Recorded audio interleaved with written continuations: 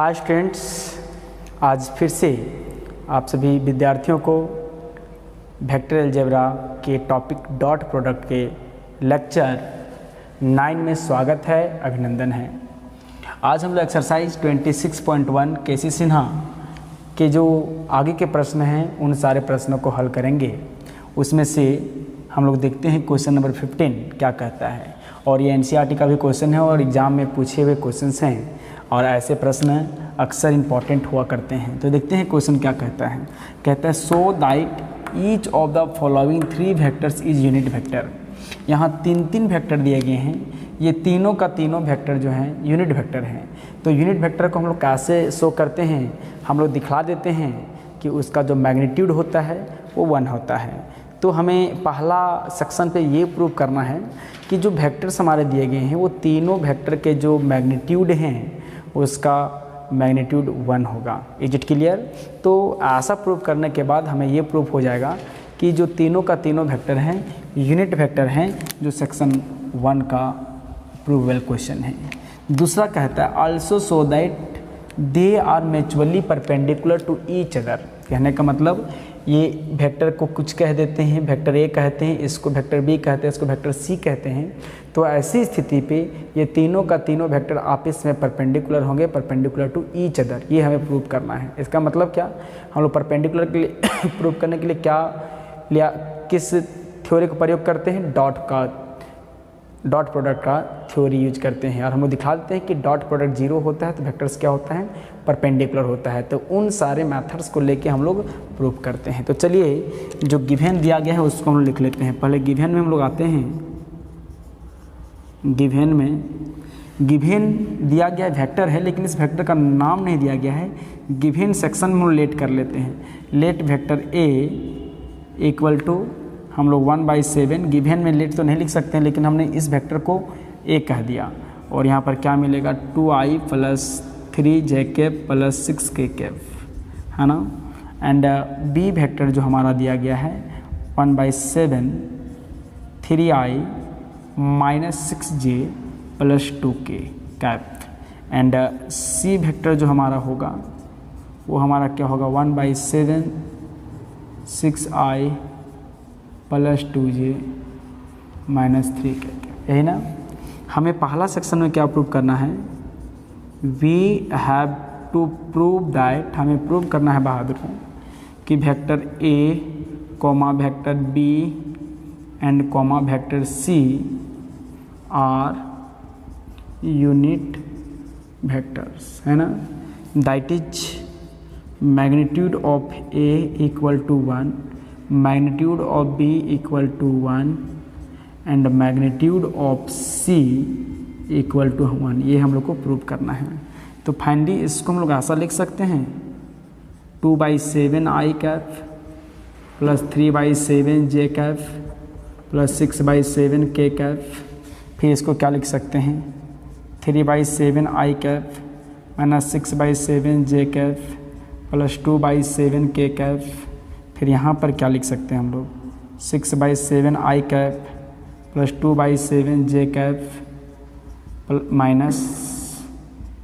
3/7 k Kaif. यही ना। अब चलिए हम लोग एक एक करके यूनिट वेक्टर शो करते हैं। इसमें पहला, नाउ मैग्नीट्यूड ऑफ ए निकाल के देखते हैं हम लोग। तो √ 2/7 का होल स्क्वायर, स्क्वायर ऑफ 3/7 + 6/7 का स्क्वायर। तो क्या मिलेगा, 2 × 2 = 4/7, 7 × 49 + 3 × 3 = 9/49 + 36/49। यही ना। अब देखेंगे हमारा तो यहाँ पे हम लोग को मिलेगा a का मैग्नीट्यूड इक्वल टू √ 49/49। तो क्या मिला, 1 मिला। तो देयरफॉर हम लोग कह सकते हैं कि वेक्टर ए का मैग्नीट्यूड क्या मिला, 1 मिलेगा। ठीक, उसी प्रकार हम लोग आगे देखते हैं तो क्या मिलेगा। Again magnitude of vector B चाहिए तो क्या मिलेगा, √ square of 3/7 + square of -6/7 plus square of 2/7, यही तो फाइनली मेरा क्या मिलेगा, √9/49 प्लस 36/49 प्लस 4/49। हाँ, तो फाइनली जो हमारा मिल रहा है वेक्टर बी का जो मैग्नीट्यूड मिल रहा है, एलसीएम लेने के बाद 49/49 आएगा और क्या मिला, 1 मिला। तो हम लोग कह सकते हैं कि मैग्नीट्यूड ऑफ बी भी मेरा क्या मिला है, 1 मिला है। एंड फाइनली लास्टली हम लोग लास्ट में सी का मैग्नीट्यूड चाहिए, तो ये भी क्या मिलेगा, आई के कोफिशिएंट का square of 6/7 plus square of 2/7 plus -3/7 का होल स्क्वायर। तो फाइनली मेरा क्या मिलेगा, 36/49 प्लस 4/49 प्लस 9/49। तो magnitude of C equal to फिर से 49/49 आएगा और ये 1 मिलेगा। तो सी का मैग्नीट्यूड क्या मिला, 1 मिला। तो हम लोग कह सकते हैं इसको यदि हम इक्वेशन 1 कह दें, इसको इक्वेशन 1 कह दें, इसको इक्वेशन 2 कह दें और इक्वेशन 3 कह दें, है ना। तो इक्वेशन 1, 2 और 3 को देखेंगे तो क्या मिलेगा, फ्रॉम इक्वेशन 1, 2 एंड 3। देखिए इसका मैग्नीट्यूड 1 है, बी का वेक्टर बी का मैग्नीट्यूड 1 है और सी का भी 1 है। तो हम लोग कहेंगे कि vector magnitude of vector A equal to magnitude of vector B equal to magnitude of vector B all over equal to 1। तो हम लोग कह सकते हैं कि therefore given vectors are unit vectors, है ना। तो हम लोग कह सकते हैं कि पहला जो पोर्शन है हैंस प्रूव्ड, हम लोग को पहला पोर्शन हो गया वो प्रूव हो गया। आप इसका स्क्रीनशॉट ले लें। अब इसका जो दूसरा पोर्शन दिख रहा है सो दैट, इसको हम लोग प्रूव करते हैं।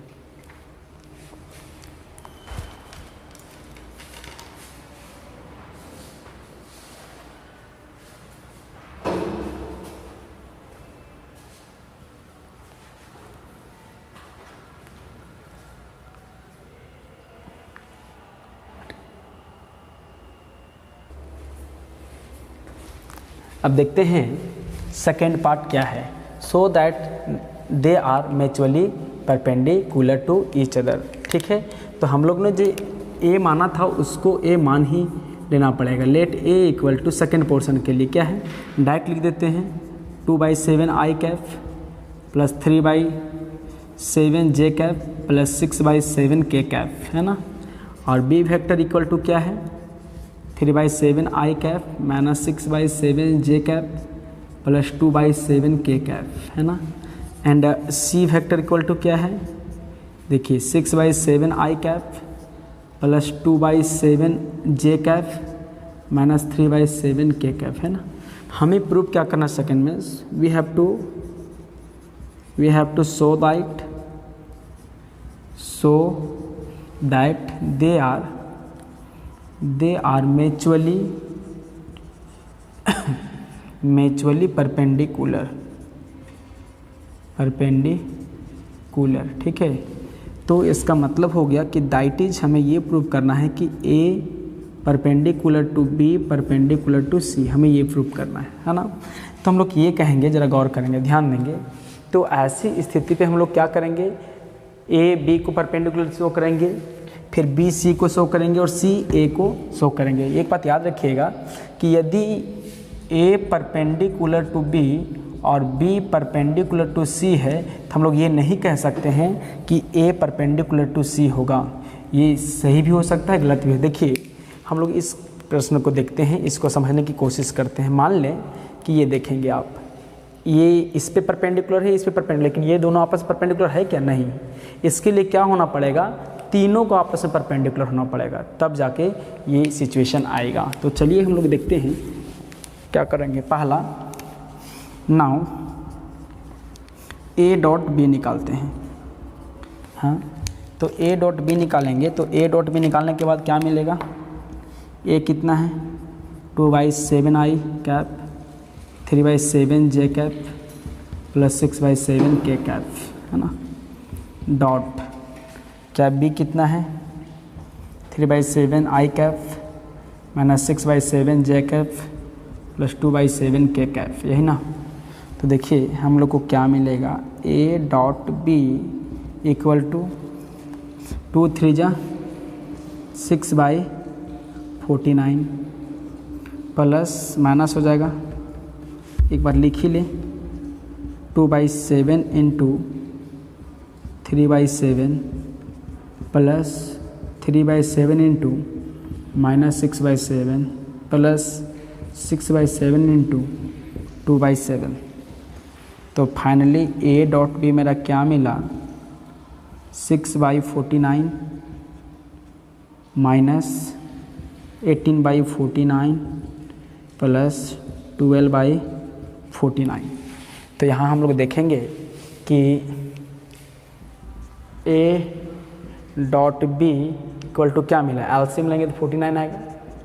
एलसीएम क्या होगा 6 माइनस 18 प्लस 12, तो क्या मिला 0/49। तो फाइनल तौर पे हम लोग कह सकते हैं कि A dot B equal to क्या मिलेगा 0 मिलेगा, है ना। ठीक है, तो इसीलिए कह सकते हैं देयरफॉर हम लोग कहेंगे कि ए परपेंडिकुलर टू बी आएगा, इक्वेशन नंबर 1 कहते हैं।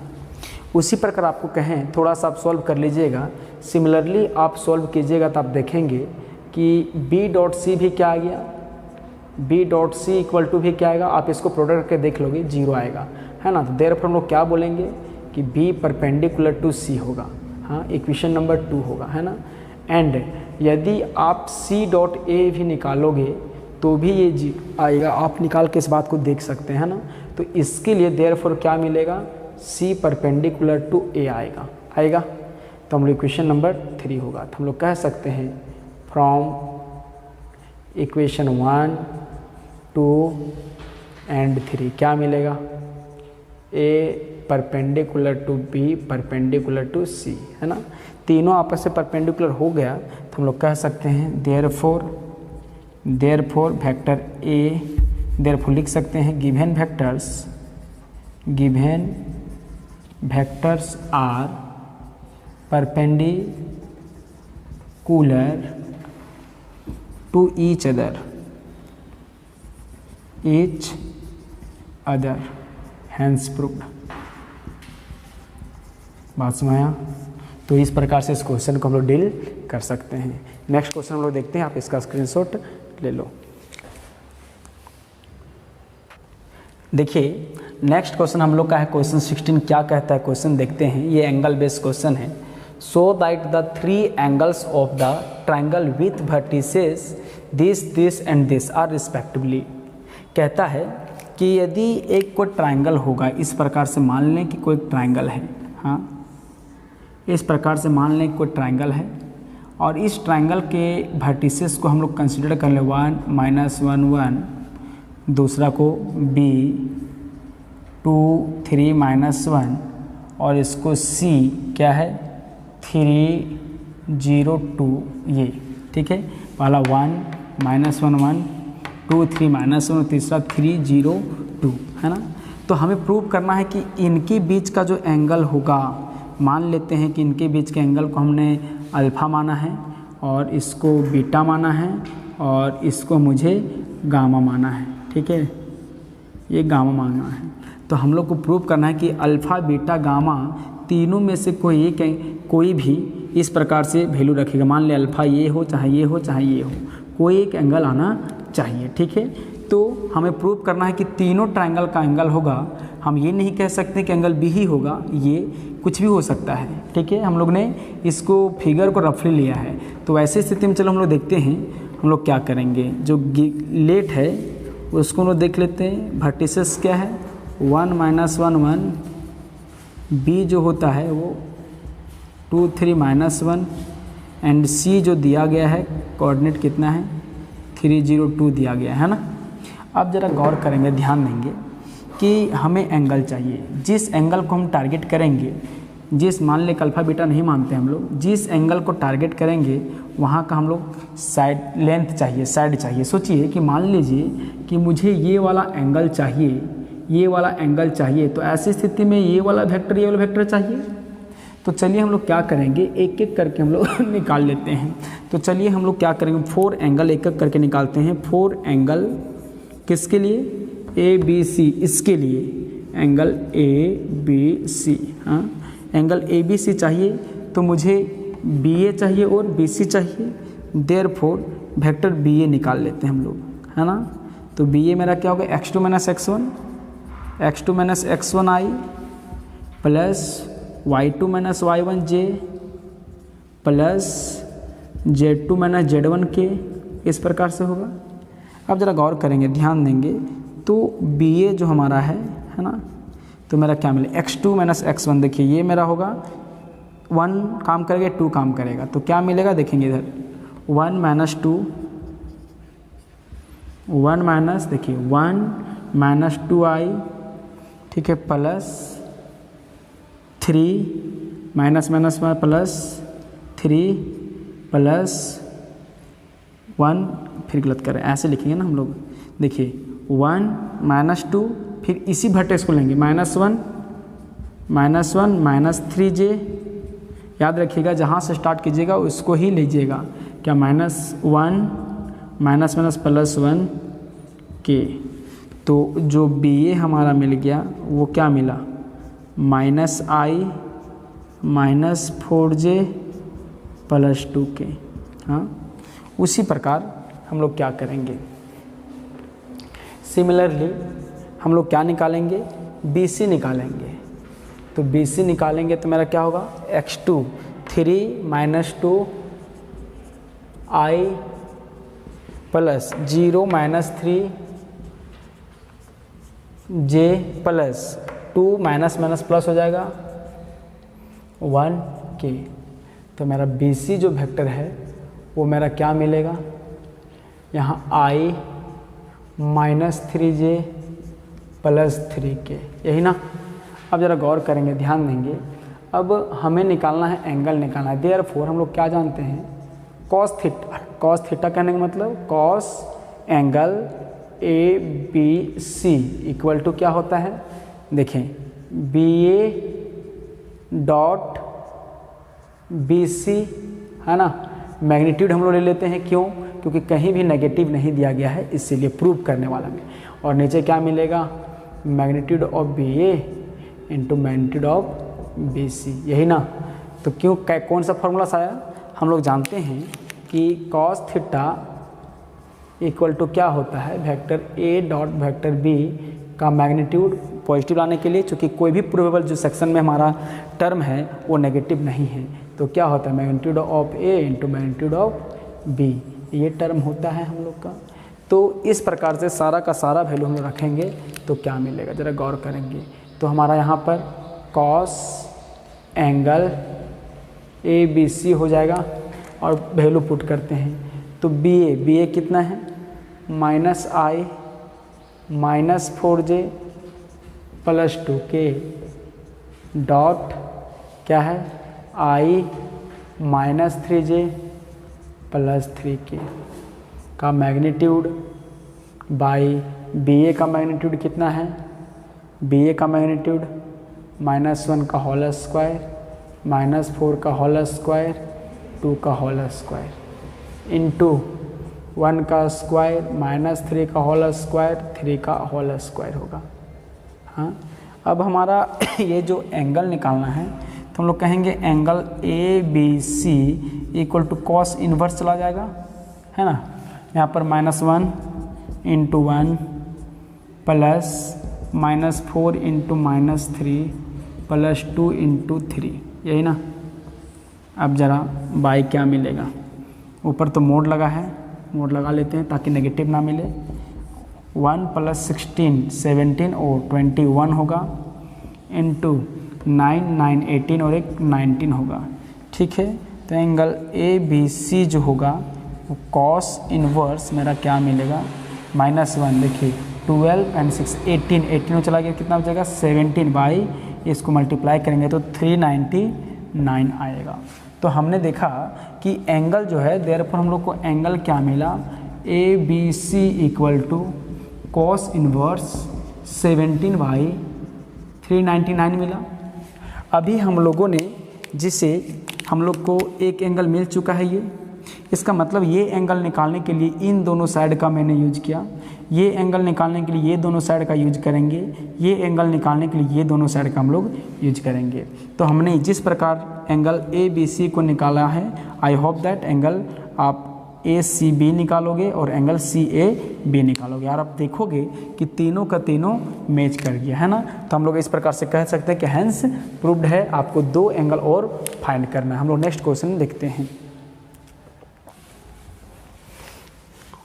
उसी प्रकार हम लोग क्या करेंगे, हमने यहाँ पे एक दिखलाया, वैसे ही आप 4 एंगल यहाँ पर लिखेंगे। 4 एंगल देखिए बी सी ए हम लोग यहाँ ले लेंगे और इसके लिए क्या होगा, क्या निकालेंगे, देखिए इसको वर्टेक्स मानेंगे, सी बी वेक्टर निकालिए, हाँ, और सी ए वेक्टर निकालिए, ठीक ना। और एंगल इसे therefore cos angle B C A equal to क्या हो जाएगा, सी बी डॉट सी ए। आप देख रहे होंगे यहाँ पर एंगल जब सी निकल रहा है तो सी कॉमन है, by magnitude of C B into magnitude of C A. इस प्रकार से एक दूसरा आपको प्रूफ हो जाएगा। एंड लास्टली जो हम लोग हैं, हम लोग क्या करेंगे, 4 एंगल बी ए सी हम लोग को देखिए बीच में कौन है, ए है, तो क्या निकालेंगे, वेक्टर ए बी निकालेंगे और है ना वेक्टर ए सी निकालेंगे, तो वैसे स्थिति में फिर हमारा एंगल कौन हो जाएगा, therefore cos angle B A C equal to क्या होगा, A B dot A C होगा by magnitude of A B into magnitude of A C. हमारा प्रोबेबल सेक्शन में कोई भी नेगेटिव नहीं दिया था, इसीलिए हम लोग मोड ले लेंगे ताकि वो हमेशा पॉजिटिव दे। तो ऐसी स्थिति में हम लोग का जो प्रोबेबल सेक्शन था, तीनों का तीनों एंगल आप निकाल के देख सकते हैं कि जो हमारा क्वेश्चन में प्रोबेबल सेक्शन में था, जो प्रूव करना था, वो सारे के सारे आपको मिल जाएंगे, सावधानी से बनाएंगे। तो ऐसा ही हम लोग ये क्वेश्चन को प्रूव करेंगे। और कभी भी एंगल निकालने की बात करेगा तो हम लोग जिस 2 वेक्टर के बीच में एंगल निकालना है वो दोनों वेक्टर का होना अति आवश्यक है। जैसे कि हमने जब ये एंगल के बारे में सोचा तो ये दोनों साइड्स के बारे में सोचा, जब ये एंगल के बारे में सोचा तो ये दोनों साइड्स के बारे में सोचा वेक्टर के रूप में, जब इस एंगल के बारे में सोचा तो ये दोनों साइड्स के बारे में सोचा, चाहे वो वेक्टर के फॉर्म में दिया हो, चाहे कोऑर्डिनेट दिया गया हो, चाहे पोजीशन वेक्टर दिया गया हो, जैसे भी हो उसको हम लोग निकाल लेंगे, ठीक है। तो आई होप दैट कि आज का वीडियो आपको समझ में आया होगा और आज के लेक्चर को हम लोग यहीं तक रखते हैं। धन्यवाद।